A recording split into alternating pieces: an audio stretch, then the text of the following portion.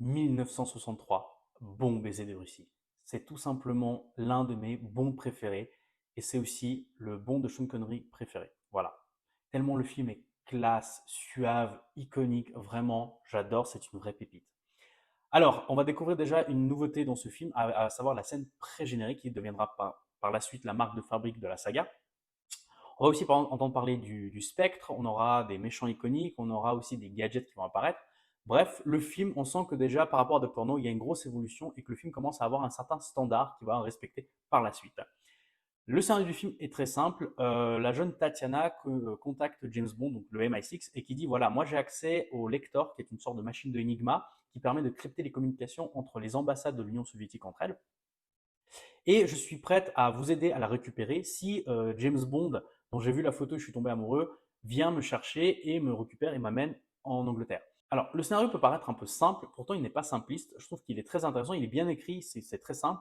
Et pourtant, on arrive à tout suivre et on voit qu'il y a beaucoup de narratifs pour différents personnages. Le film va se dérouler en deux parties. La première partie, il y aura une sorte de forme de préparation d'enquête.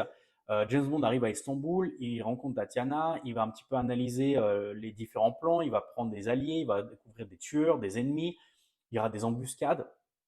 Le film est très bien rythmé et en fait on arrive à la moitié du film où justement ils vont récupérer ce lecteur comme une sorte de casse qu'ils vont organiser.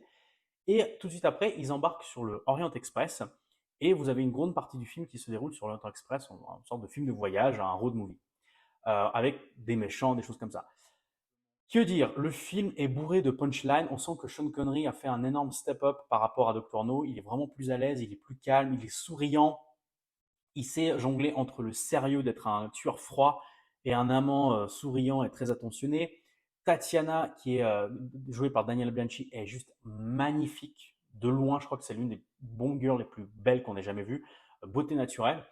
J'adore ce film parce qu'il y a cet esprit un peu Hitchcockien qui est respecté. Si vous êtes fan de Hitchcock, on va retrouver les modèles, les costumes et tout. D'ailleurs, pour l'anecdote, juste l'année d'après, Sean Connery va jouer dans un film de Hitchcock. C'est un film que j'adore parce que on garde cet esprit espionnage. On a une enquête, on a vraiment des méchants, on arrive à distinguer qui est gentil, qui est méchant. Il y a des twists scénaristiques. Bref, on passe un super moment. Le film a très bien vieilli parce que autant dans certains d'autres films, un petit peu, on sent que les années 60 c'était un peu moyen moyen. Ici, non, tout est respecté. Bond est un vrai gentleman. Je ne peux que vous recommander Bon baiser de Russie, surtout qu'il a été adapté à un jeu vidéo et qui est l'un des meilleurs jeux James Bond. Allez, n'hésitez pas à partager, liker et vous abonner à ma chaîne. On se retrouve demain pour un autre film. Ciao.